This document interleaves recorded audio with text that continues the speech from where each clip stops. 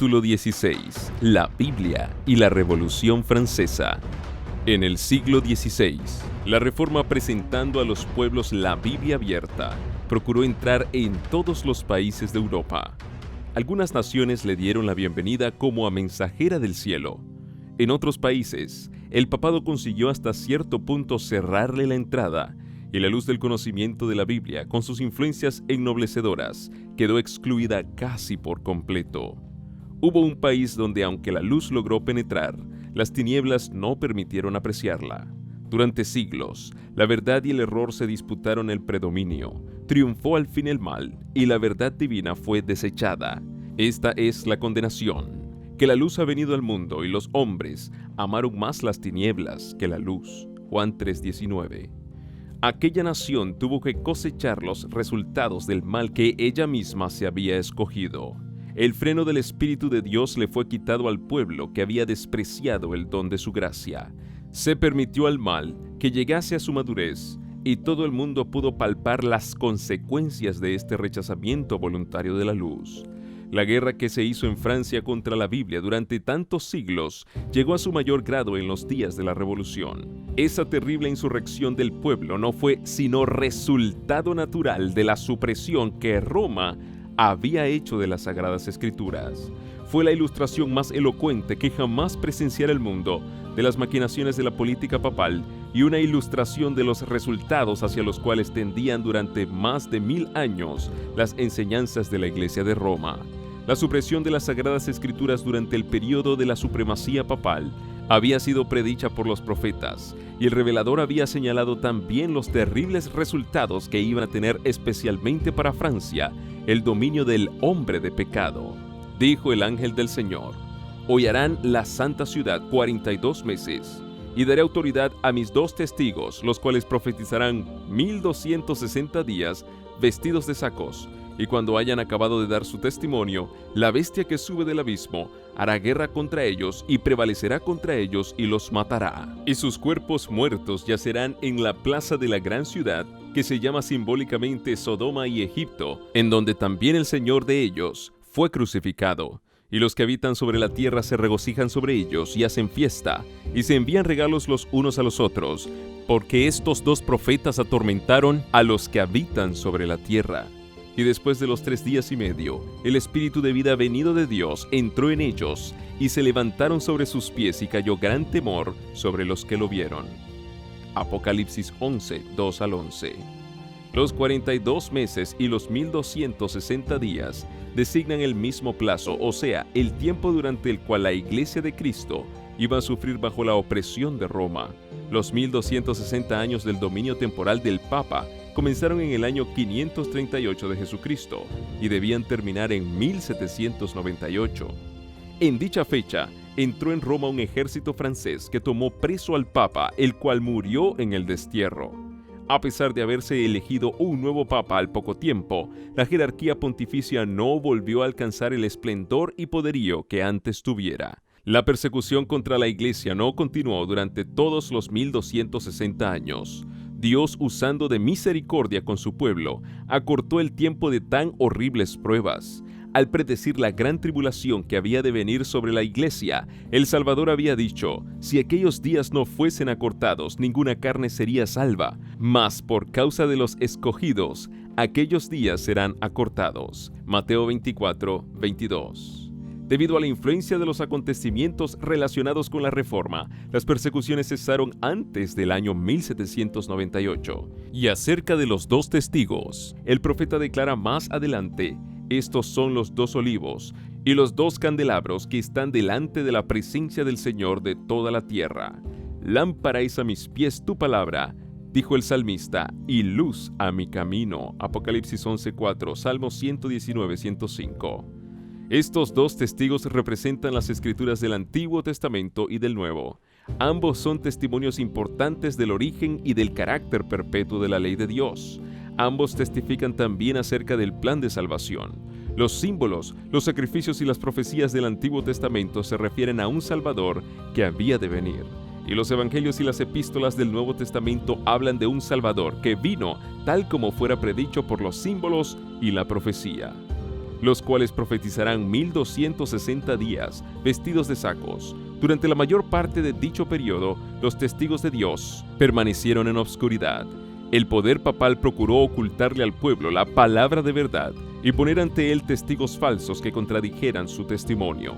Cuando la Biblia fue prohibida por las autoridades civiles y religiosas, cuando su testimonio fue pervertido y se hizo cuanto pudieron inventar los hombres y los demonios para desviar de ella la atención de la gente, y cuando los que osaban proclamar sus verdades sagradas fueron perseguidos, entregados, atormentados, confinados en las mazmorras, martirizados por su fe u obligados a refugiarse en las fortalezas de los montes y en las cuevas de la tierra, fue entonces cuando los fieles testigos profetizaron vestidos de sacos.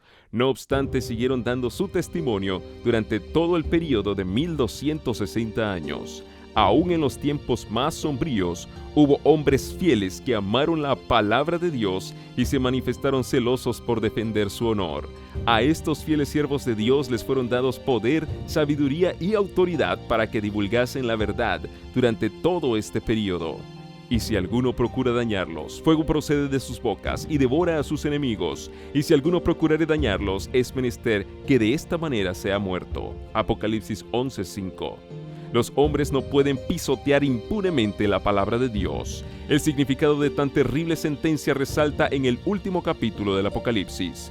Yo protesto a cualquiera que oye las palabras de la profecía de este libro. Si alguno añadiere a estas cosas, Dios pondrá sobre él las plagas que están escritas en este libro. Y si alguno quitare de las palabras del libro de esta profecía, Dios quitará su parte del libro de la vida y de la santa ciudad y de las cosas que están escritas en este libro. Apocalipsis 22, 18 y 19. Tales son los avisos que ha dado Dios, para que los hombres se abstengan de alterar lo revelado o mandado por Él. Estas solemnes denuncias se refieren a todos los que con su influencia hacen que otros consideren con menosprecio la ley de Dios. Deben hacer temblar y temer a los que declaran con livianidad que poco importa que obedezcamos o no obedezcamos la ley de Dios. Todos los que alteran el significado preciso de las Sagradas Escrituras, sobreponiéndoles sus opiniones particulares, y los que tuercen los preceptos de la palabra divina, ajustándolos a sus propias conveniencias o a las del mundo, se arrogan terrible responsabilidad. La palabra escrita, la ley de Dios, medirá el carácter de cada individuo y condenará a todo el que fuera hallado falto por esta prueba infalible. Y cuando estén acabando de dar su testimonio, el periodo en que los dos testigos iban a testificar vestidos de sacos terminó en 1798. Cuando estuviesen por concluir su obra en la oscuridad, les haría la guerra el poder representado por la bestia que sube del abismo. En muchas de las naciones de Europa, los poderes que gobernaban la Iglesia y el Estado habían permanecido bajo el dominio de Satanás por medio del papado, mas aquí se deja ver una nueva manifestación del poder satánico. Con el pretexto de reverenciar las Escrituras, Roma las había mantenido aprisionadas en una lengua desconocida y las había ocultado al pueblo. Durante la época de su dominio, los testigos profetizaron vestidos de sacos, pero otro poder, la bestia que sube del abismo, iba a levantarse a combatir abiertamente contra la palabra de Dios. La gran ciudad en cuyas calles son asesinados los testigos y donde yacen sus cuerpos muertos se llama simbólicamente Egipto. De todas las naciones mencionadas en la historia de la Biblia, fue Egipto la que con más osadía negó la existencia del Dios vivo y se opuso a sus mandamientos. Ningún monarca resistió con tanto descaro la autoridad del cielo como el rey de Egipto. Cuando se presentó Moisés ante él para comunicarle el mensaje del Señor, el faraón contestó con arrogancia: ¿Quién es Jehová para que yo oiga su voz y deje ir a Israel? Yo no conozco a Jehová, ni tampoco dejaré ir a Israel. Éxodo 5:2. Esto es ateísmo, y la nación representada por Egipto iba a oponerse de un modo parecido a la voluntad del Dios vivo y a dar pruebas del mismo espíritu de incredulidad y desconfianza. La gran ciudad es también comparada simbólicamente con Sodoma. La corrupción de Sodoma al quebrantar la ley de Dios fue puesta de manifiesto especialmente en la vida disoluta, y este pecado iba a ser también rasgo característico de la nación que cumpliría lo que estaba predicho en este pasaje. En conformidad con lo que dice el profeta, Se iba a ver en aquel tiempo, poco antes del año 1798, que un poder de origen y carácter satánicos se levantaría para hacer guerra a la Biblia y en la tierra, en que de aquella manera iban a verse obligados a callar los dos testigos de Dios, se manifestarían el ateísmo del faraón y la disolución de Sodoma. Esta profecía se cumplió de un modo muy preciso y sorprendente en la historia de Francia. Durante la Revolución, en 1793, el mundo oyó por primera vez a toda una asamblea de hombres nacidos y educados en la civilización que se habían arrogado el derecho de gobernar a una de las más admirables naciones europeas, levantar unánime voz para negar la verdad más solemne para las almas y renunciar de común acuerdo a la fe y a la adoración que se deben tributar a la deidad. Francia ha sido la única nación del mundo acerca de la cual consta en forma auténtica que fue una nación erguida en rebelión contra el autor del universo. Muchos blasfemos, muchos infieles hay y seguirá viéndolos en Inglaterra, Alemania, España y otras partes. Pero Francia es la única nación en la historia del mundo que por decreto de su Asamblea Legislativa declaró que no hay Dios, cosa que regocijó a todos los habitantes de la capital y entre una gran mayoría de otros pueblos cantaron y bailaron hombres y mujeres al aceptar el manifiesto. Francia presentó también la característica que más distinguió a Sodoma. Durante la Revolución manifestóse una condición moral tan degradada y corrompida que puede compararse con la que acarreó la destrucción de las ciudades de la llanura. Y el historiador presenta juntos el ateísmo y la prostitución de Francia, tal como nos lo da la profecía. Íntimamente relacionada con estas leyes que afectan la religión, se encontraba aquella que reducía la unión matrimonial, el contrato más sagrado que puedan hacer seres humanos y cuya permanencia y estabilidad contribuye eficacísimamente a la consolidación de la sociedad, a un mero convenio civil de carácter transitorio que dos personas cualesquiera podían celebrar o deshacer a su antojo. Si los demonios se hubieran propuesto inventar la manera más eficaz de destruir todo lo que existe de venerable, de bueno o de permanente en la vida doméstica, con la seguridad a la vez de que el daño que intentaban hacer se perpetuaría de generación en generación, no habrían podido echar mano de un plan más adecuado que el de la degradación del matrimonio. Sophia Arnold, notable actriz que se distinguía por la agudeza de sus dichos, definió el casamiento republicano como el sacramento del adulterio, en donde también el Señor de ellos fue crucificado. En Francia se cumplió también este rasgo de la profecía. En ningún otro país se había desarrollado tanto el espíritu de enemistad contra Cristo. En ninguno había hallado la verdad tan acerba y cruel oposición. En la persecución con que Francia afligió a los que profesaban el Evangelio, crucificó también a Cristo en la persona de sus discípulos. Siglo tras siglo la sangre de los santos había sido derramada, mientras los valdenses sucumbían en las montañas del Piamonte a causa de la palabra de Dios y del testimonio de Jesús. Sus hermanos, los albigenses de Francia, testificaban de la misma manera por la verdad. En los días de la Reforma, los discípulos de esta habían sucumbido en medio de horribles tormentos. Reyes y nobles, mujeres de elevada alcurnia, delicadas doncellas, la flor y nata de la nación se habían recreado viendo las agonías de los mártires de Jesús. Los valientes hugonotes, en su lucha por los derechos más sagrados al corazón humano, habían derramado su sangre en muchos y rudos combates. Los protestantes eran considerados como fuera de la ley, sus cabezas eran puestas a precio y se les cazaba como a fieras. La iglesia del desierto, es decir, los pocos descendientes de los antiguos cristianos que aún quedaban en Francia en el siglo XVIII, escondidos en las montañas del sur, seguían apegados a la fe de sus padres. Cuando se arriesgaban a congregarse en las faldas de los montes o en los páramos solitarios, eran cazados por los soldados y arrastrados a las galeras donde llevaban una vida de esclavos hasta su muerte. A los habitantes más morales, más refinados e inteligentes de Francia, se les encadenaba y torturaba horriblemente entre ladrones y asesinos. Otros, tratados con más misericordia, eran muertos a sangre fría y a balazos, mientras que indefensos oraban de rodillas. Centenares de ancianos, de mujeres indefensas y de niños inocentes eran dejados muertos en el mismo lugar donde se habían reunido para celebrar su culto. Al recorrer la falda del monte o el bosque para acudir al punto en donde solían reunirse, no era raro hallar a cada trecho cadáveres que maculaban la hierba o que colgaban de los árboles. Su país, asolado por la espada, el hacha y la hoguera, se había convertido en vasto y sombrío yermo. Estas atrocidades no se cometieron en la Edad Media, sino en el siglo brillante de Luis XIV, en que se cultivaba la ciencia y florecían las letras, cuando los teólogos de la corte y de la capital eran hombres instruidos y elocuentes, y que afectaban poseer las gracias de la mansedumbre y del amor.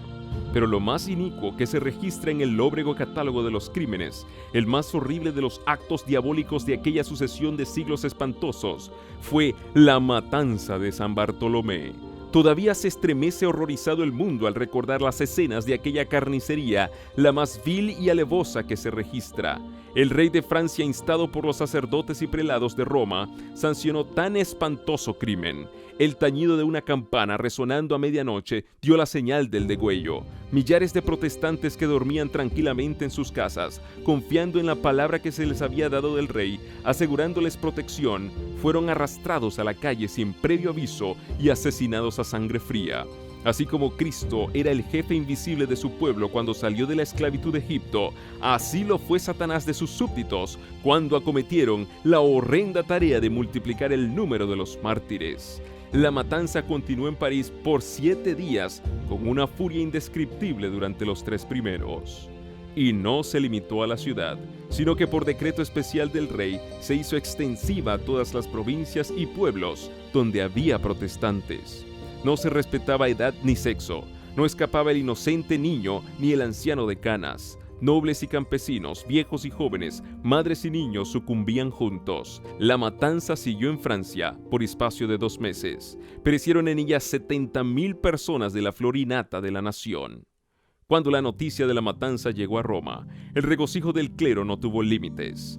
El cardenal de Lorena premió al mensajero con 1000 duros. El cañón de San Angelo tronó en alegres salvas. Se oyeron las campanas de todas las torres. Innumerables fogatas convirtieron la noche en día y Gregorio XIII, acompañado de los cardenales y otros dignatarios eclesiásticos, se encaminó en larga procesión hacia la iglesia de San Luis, donde el cardenal de Lorena cantó el Te Deum.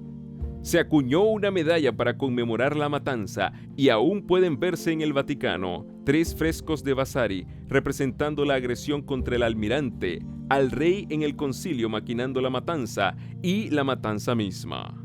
Gregorio envió a Carlos la Rosa de Oro y a los 4 meses de la matanza escuchó complacido el sermón de un sacerdote francés que habló de ese día tan lleno de dicha y alegría cuando el Santísimo Padre recibió la noticia y se encaminó hacia San Luis en solemne comitiva para dar gracias a Dios. El mismo espíritu maestro que impulsó la matanza de San Bartolomé fue también el que dirigió las escenas de la Revolución. Jesucristo fue declarado impostor y el grito de unión de los incrédulos franceses era «Aplastad al infame», lo cual decían refiriéndose a Cristo. Las blasfemias contra el cielo y las iniquidades más abominables se daban la mano y eran exaltadas a los mejores puestos los hombres más degradados y los más entregados al vicio y a la crueldad. En todo esto no se hacía más que tributar homenaje supremo a Satanás, mientras que se crucificaba a Cristo en sus rasgos característicos de verdad, pureza y amor abnegado. La bestia que sube del abismo hará guerra contra ellos y prevalecerá contra ellos y los matará. El poder ateo que gobernó a Francia durante la Revolución y el reinado del terror hizo a Dios y a la Biblia una guerra como nunca la presenciara el mundo. El culto de la deidad fue abolido por la Asamblea Nacional. Se recogían Biblias para quemarlas en las calles, haciendo cuanta burla de ellas se podía. La ley de Dios fue pisoteada, las instituciones de la Biblia abolidas, el día del descanso semanal fue abandonado y en su lugar se consagraba un día de cada mes a la orgía y a la blasfemia. El bautismo y la comunión quedaron prohibidos, y en los sitios más a la vista, en los cementerios, se fijaron avisos en que se declaraba que la muerte era un sueño eterno. El temor de Dios, decían, dista tanto de ser el principio de la sabiduría, que más bien puede considerársele como principio de la locura. Quedó prohibida toda clase de culto religioso, a excepción del tributado a la libertad y a la patria. El obispo constitucional de París fue empujado a desempeñar el papel más importante en la farsa más desvergonzada que jamás fuera llevada a cabo ante una representación nacional. Lo sacaron en pública procesión para que manifestase a la convención que la religión que él había enseñado por tantos años era en todos respectos una tramoya del clero, sin fundamento alguno en la historia ni en la verdad sagrada. Negó solemnemente y en los términos más explícitos la existencia de la deidad, a cuyo culto se había consagrado él, y ofreció que en lo sucesivo se dedicaría a rendir homenaje a la libertad, la igualdad, la virtud y la moral. Colocó luego sobre una mesa sus ornamentos episcopales y recibió un abrazo fraternal del presidente de la convención. Varios sacerdotes apóstatas imitaron el ejemplo del prelado, y los que habitan sobre la tierra se regocijan sobre ellos y hacen fiesta y se envían regalos los unos a los otros, porque estos dos profetas atormentaron a los que habitan sobre la tierra.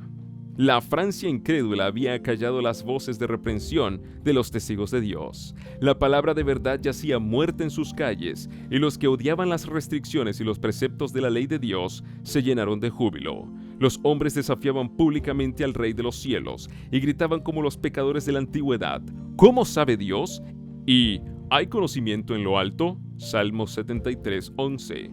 Uno de los sacerdotes del nuevo orden, profiriendo terribles blasfemias, dijo: Dios, si es cierto que existes, toma venganza de las injurias que se hacen a tu nombre.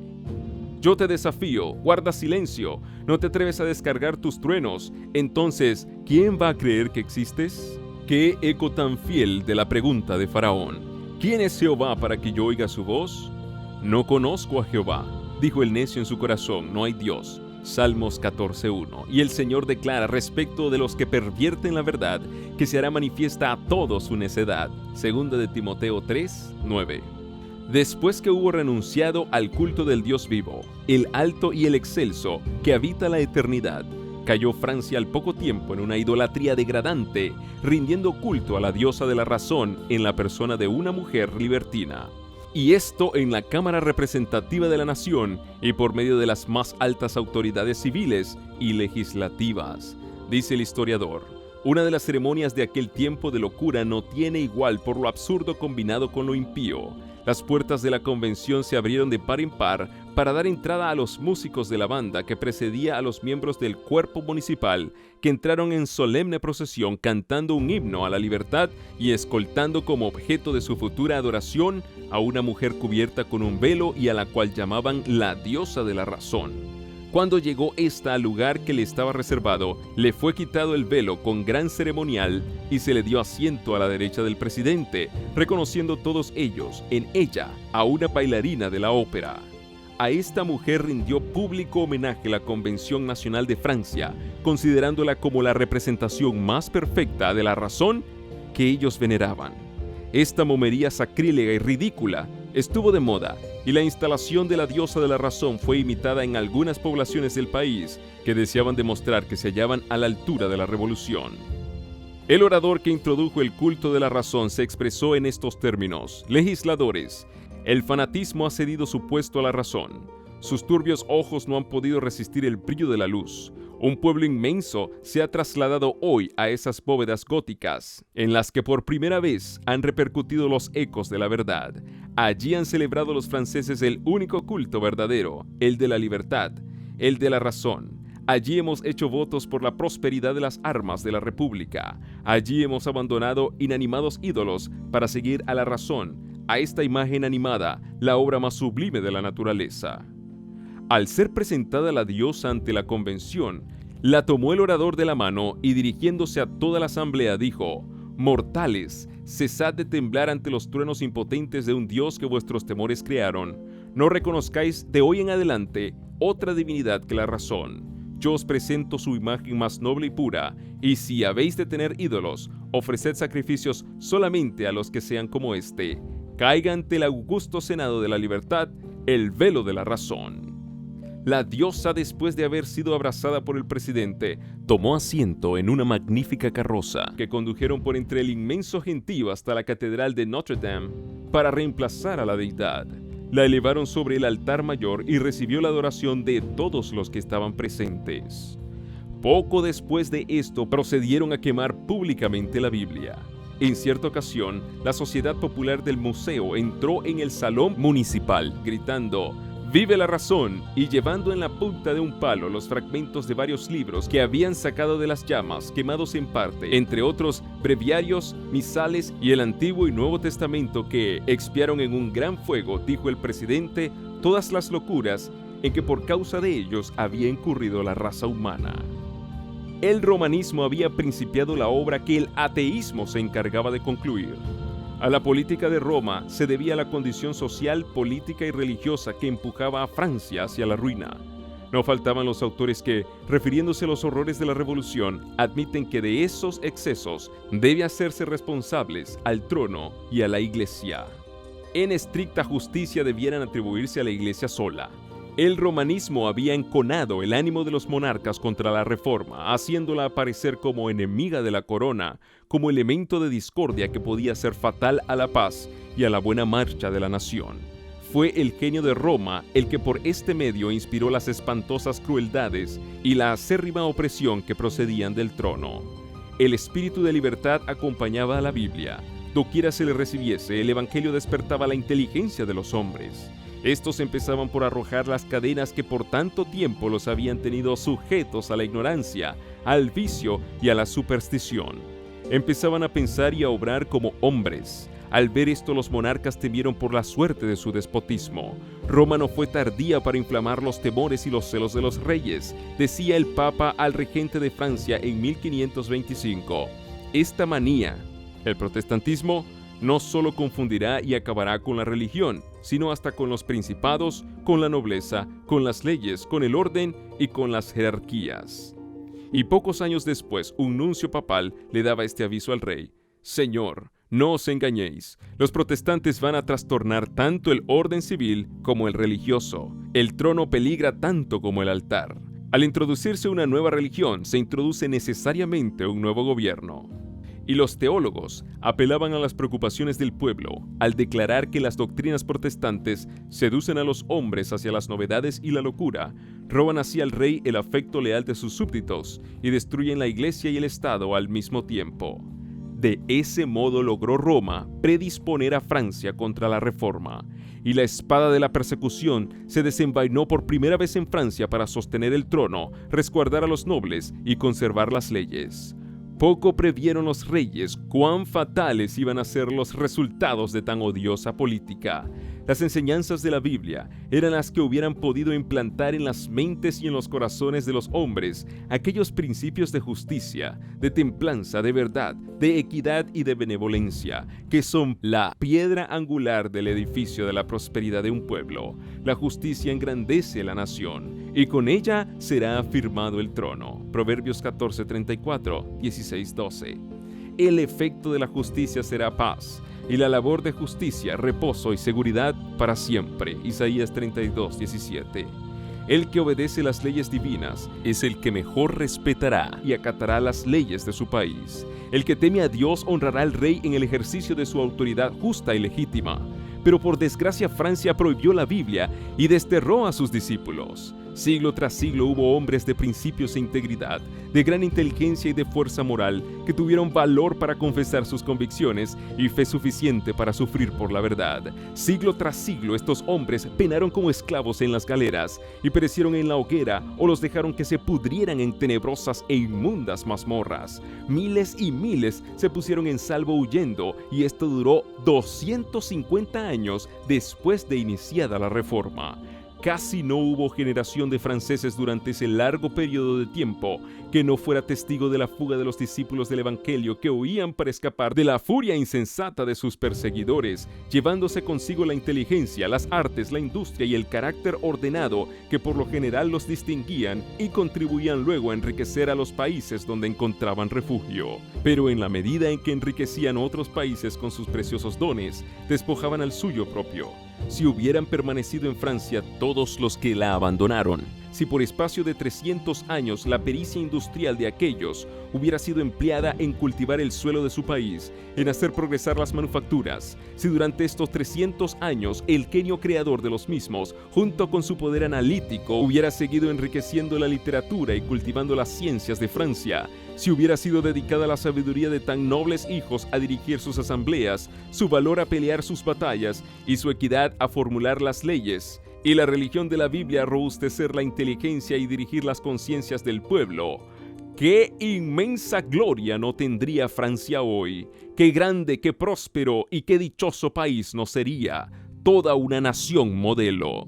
Pero un fanatismo ciego e inexorable echó de su suelo a todos los que enseñaban la virtud, a los campeones del orden y a los honrados defensores del trono. Dijo a los que hubieran podido dar a su país renombre y gloria: escoged entre la hoguera o el destierro. Al fin la ruina del Estado fue completada. Ya no quedaba en el país conciencia que proscribir, religión que arrastrar a la hoguera, ni patriotismo que desterrar. Todo lo cual dio por resultado la revolución con sus horrores. Con la huida de los hugonotes quedó Francia sumida en general decadencia. Florecientes ciudades manufactureras quedaron arruinadas. Los distritos más fértiles volvieron a quedar baldíos. El entorpecimiento intelectual y el decaimiento de la moralidad sucedieron al notable progreso que antes imperara. París quedó convertido en un vasto asilo. Asegúrase que precisamente antes de estallar la revolución, 200.000 indigentes dependían de los socorros del rey. Únicamente los jesuitas prosperaban en la nación decaída y gobernaban con infame tiranía sobre las iglesias y las escuelas, las cárceles y las galeras. El Evangelio hubiera dado a Francia la solución de estos problemas políticos y sociales que frustraron los propósitos de su clero, de su rey y de sus gobernantes, y arrastraron finalmente a la nación entera a la anarquía y a la ruina. Pero bajo el dominio de Roma, el pueblo había perdido las benditas lecciones de sacrificio y de amor que diera el Salvador. Todos se habían apartado de la práctica de la abnegación en beneficio de los demás. Los ricos no tenían quien los reprendiera por la opresión con que trataban a los pobres, y a estos nadie los aliviaba de su degradación y servidumbre. El egoísmo de los ricos y de los poderosos se hacía más y más manifiesto y avasallador. Por varios siglos el libertinaje y la ambición de los nobles había impuesto a los campesinos extorsiones agotadoras. El rico perjudicaba al pobre y éste odiaba al rico. En muchas provincias sucedía que los nobles eran dueños del suelo y los de las clases trabajadoras simples arrendatarios, y de este modo el pobre estaba a merced del rico y se veía obligado a someterse a sus exorbitantes exigencias. La carga del sostenimiento de la Iglesia y del Estado pesaba sobre los hombros de las clases media y baja del pueblo, las cuales eran recargadas con tributos por las autoridades civiles y por el clero. El placer de los nobles era considerado como ley suprema, y que el labriego y el campesino pereciesen de hambre no era para conmover a sus opresores. En todo momento el pueblo debía velar exclusivamente por los intereses del propietario. Los agricultores llevaban una vida de trabajo duro y continuo y de una miseria sin alivio, y si alguna vez osaban quejarse, se les trataba con insolente desprecio. En los tribunales siempre se fallaba en favor del noble y en contra del campesino. Los jueces aceptaban sin escrúpulo el cohecho. En virtud de este sistema de corrupción universal, cualquier capricho de la aristocracia tenía fuerza de ley. De los impuestos exigidos a la gente común por los magnates seculares y por el clero, no llegaba ni la mitad al tesoro del reino, ni al arca episcopal, pues la mayor parte de lo que cobraban lo gastaban los recaudadores en la disipación y en francachelas. Y los que de esta manera despojaban a sus consúbditos estaban libres de impuestos y con derecho por la ley o por la costumbre a ocupar todos los puestos del gobierno. La clase privilegiada estaba formada por 150.000 personas, y para regalar a esta gente se condenaba a millones de seres a una vida de degradación irremediable. La corte estaba completamente entregada a la lujuria y al libertinaje. El pueblo y sus gobernantes se veían con desconfianza. Se sospechaba de todas las medidas que dictaba el gobierno, porque se le consideraba intrigante y egoísta. Por más de medio siglo antes de la Revolución, ocupó el trono Luis XV, quien aún en aquellos tiempos corrompidos sobresalió en su frivolidad, su indolencia y su lujuria.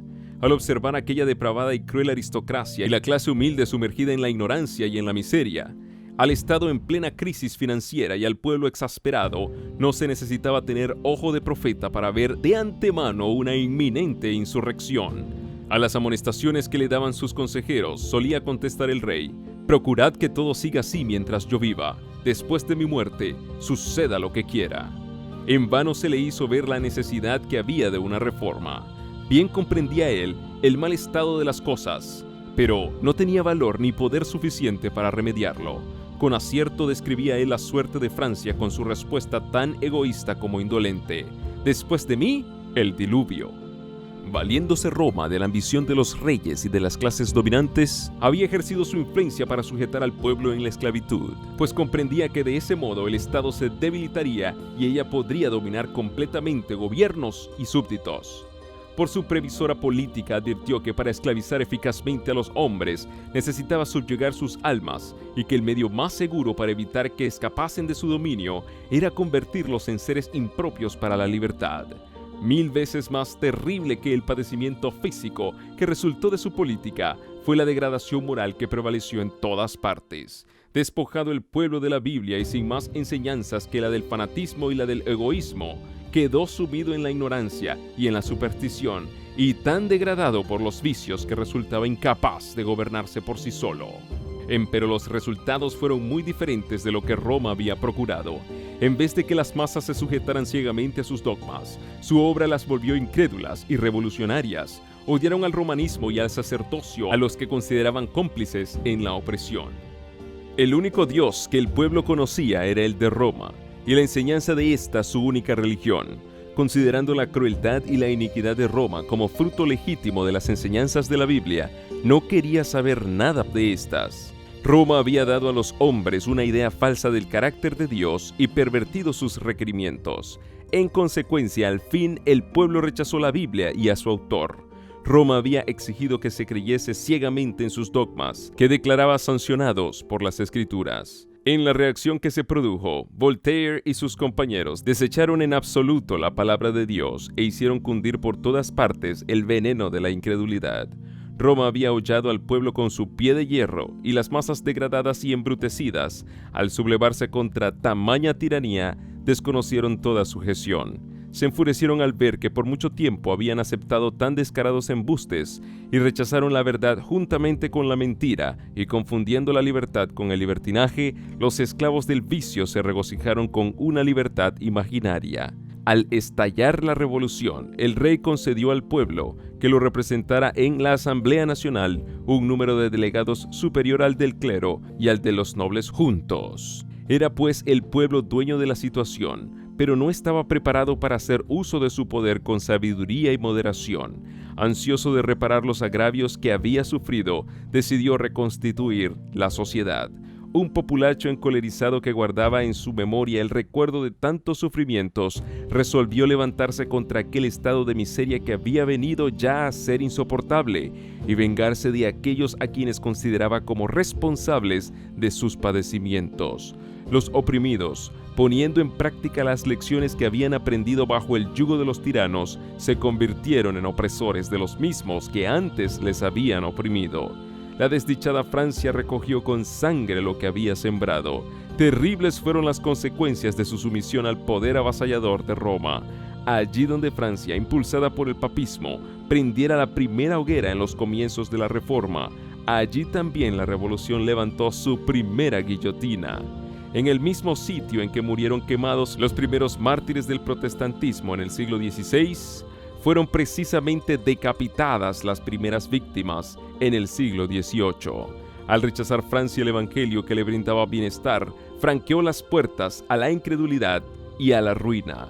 Una vez desechadas las restricciones de la ley de Dios, se echó de ver que las leyes humanas no tenían fuerza alguna para contener las pasiones, y la nación fue arrastrada a la rebeldía y a la anarquía.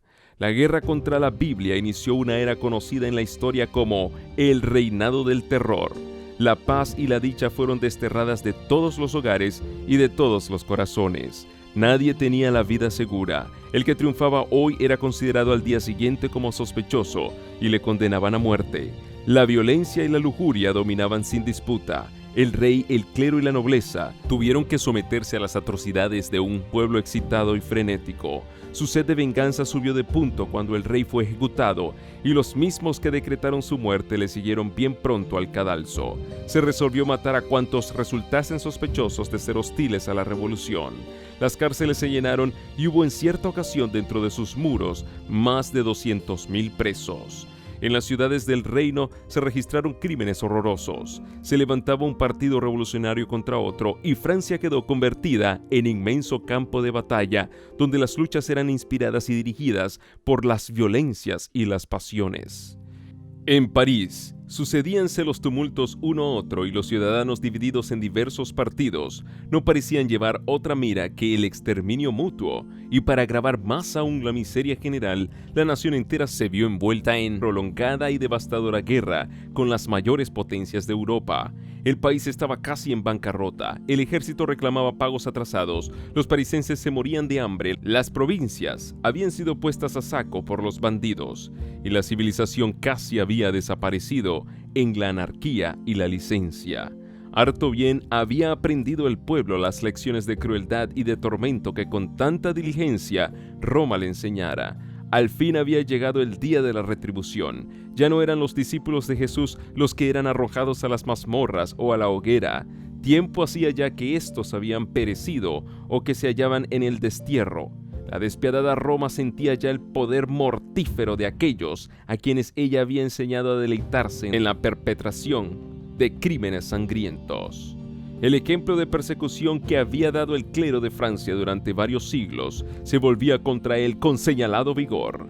Los cadalsos se teñían con la sangre de los sacerdotes. Las galeras y las prisiones en donde antes se confinaba a los hugonotes se hallaban ahora llenas de los perseguidores de ellos, sujetos con cadenas al banquillo del buque y trabajando duramente con los remos. El clero católico romano experimentaba los tormentos que antes con tanta prodigalidad infligiera su iglesia a los mansos herejes.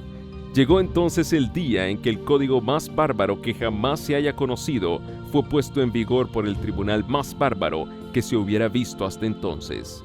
Día aquel en que nadie podía saludar a sus vecinos, ni a nadie se le permitía que hiciese oración, so pena de incurrir en el peligro de cometer un crimen digno de muerte, en que los espías acechaban en cada esquina, en que la guillotina no cesaba en su tarea día tras día, en que las cárceles estaban tan llenas de presos que más parecían galeras de esclavos, y en que las acequias corrían al Sena llevando en sus raudales la sangre de las víctimas. Mientras que en París se llevaban cada día al suplicio carros repletos de sentenciados a muerte, los procónsules que eran enviados por el Comité Supremo a los departamentos desplegaban tan espantosa crueldad que ni aún en la misma capital se veía cosa semejante. La cuchilla de la máquina infernal no daba abasto a la tarea de matar gente. Largas filas de cautivos sucumbían bajo descargas graneadas de fusilería. Se abrían intencionalmente boquetes en las barcazas sobrecargadas de cautivos. Lyon se había convertido en desierto. En Arras ni aún se concedía a los presos la cruel misericordia de una muerte rápida. Por toda la ribera del Loira, río abajo desde Saumur al mar, se veían grandes bandadas de cuervos y milanos que devoraban los cadáveres desnudos que yacían unidos en abrazos horrendos y repugnantes. No se hacía cuartel ni a sexo ni a edad.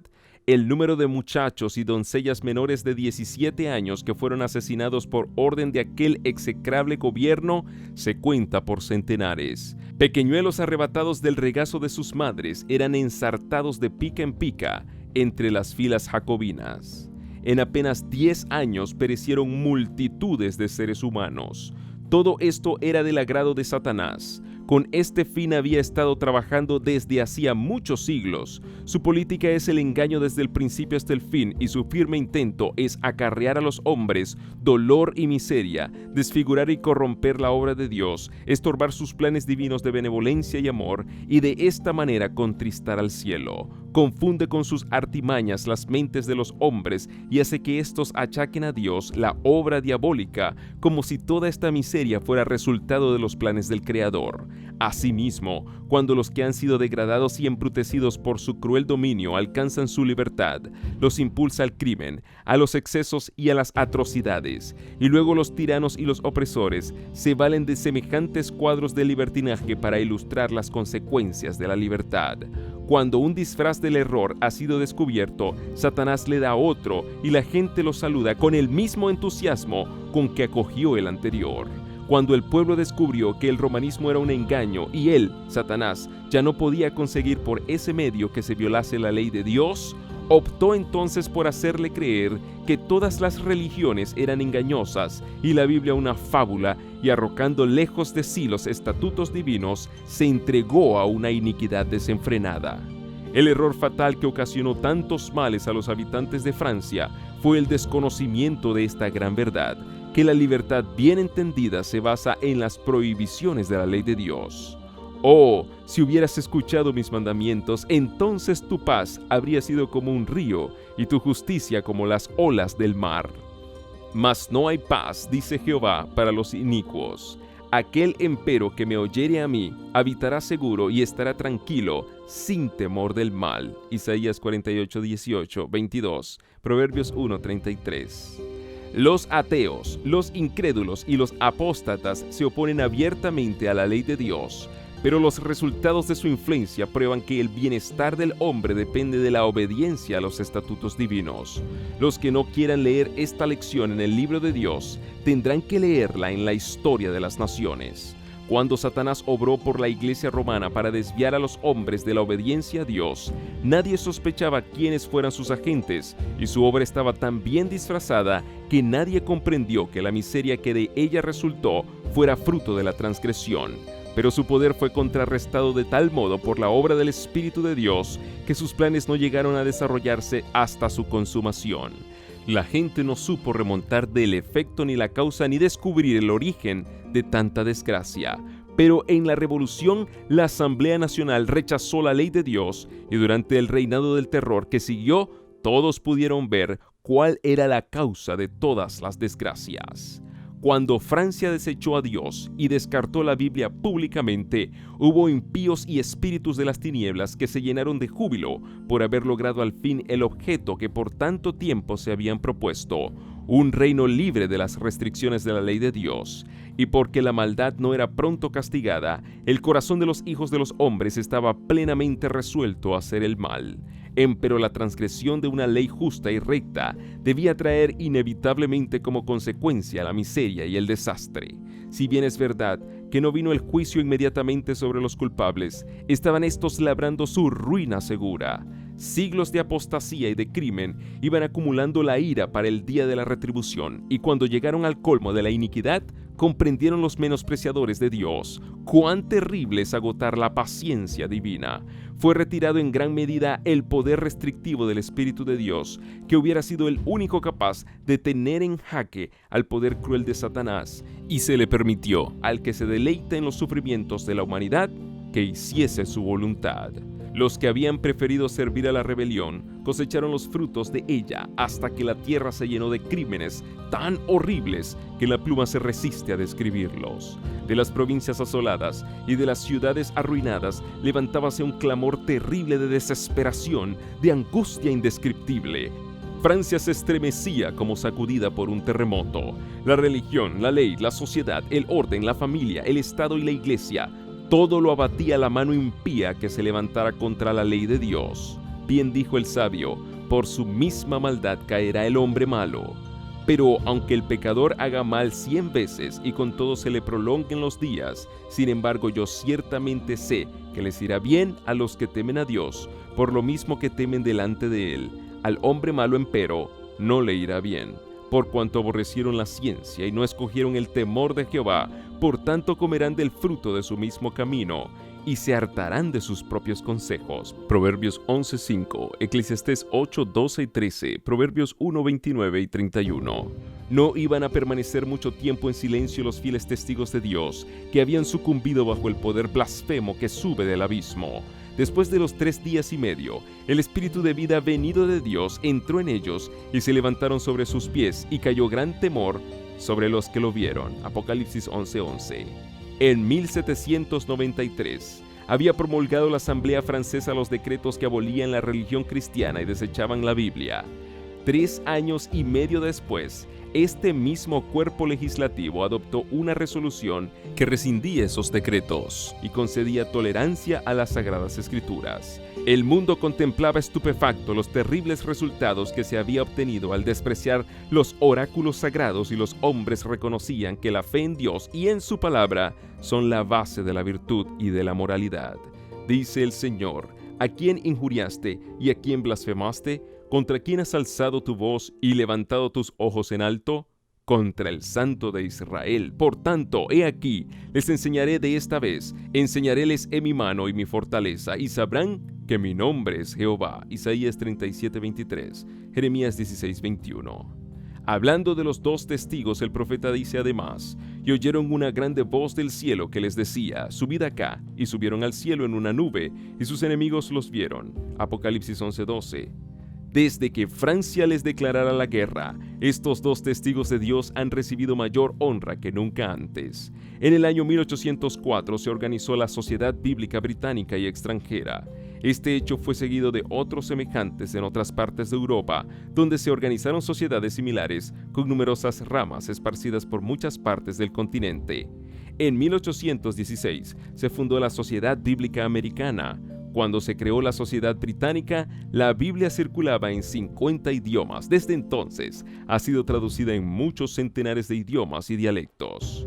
Durante los 50 años que precedieron a 1792, se daba muy escasa importancia a la obra de las misiones en el extranjero. No se fundaron sociedades nuevas y eran muy pocas las iglesias que se esforzaban por extender el evangelio en los países paganos.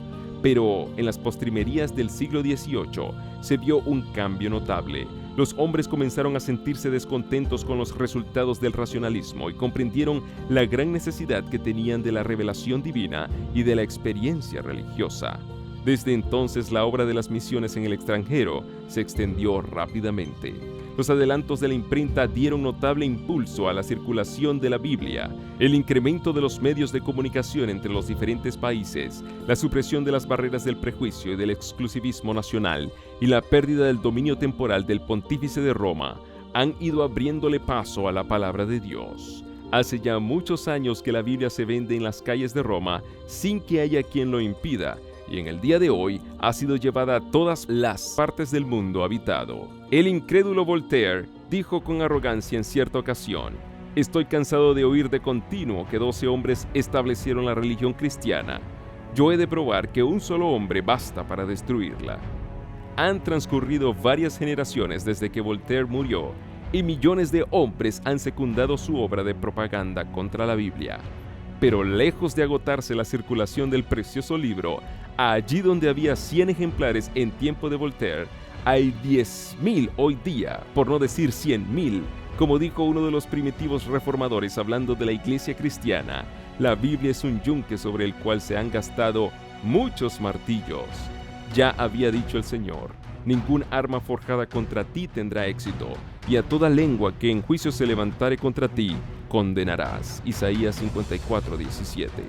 La palabra de nuestro Dios permanece para siempre. Seguros son todos sus preceptos, establecidos para siempre jamás, hechos en verdad y en rectitud. Isaías 48, Salmos 111, 7 y 8.